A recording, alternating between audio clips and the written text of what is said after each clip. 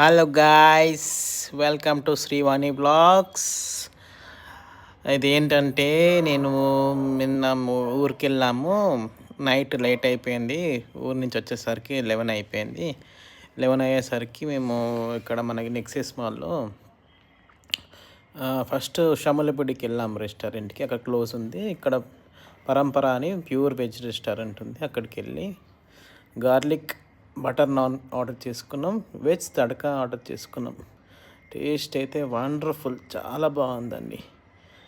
And అలానే veg biryani కూడా order చేసుకున్నాం. చాలా చాలా చాలా చాలా చాలా బాగుంది veg biryani, butter non.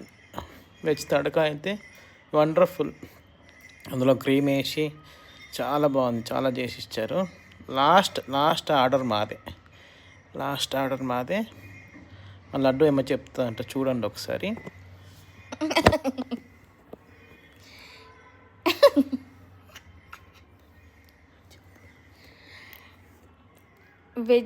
Veg mixed curry, అది వెజ్ తడకా అని చెప్పి దానిపైన క్రీమ్ వేసి ఇచ్చిండ్రు. కర్రీ మాత్రం చాలా బాగుంది.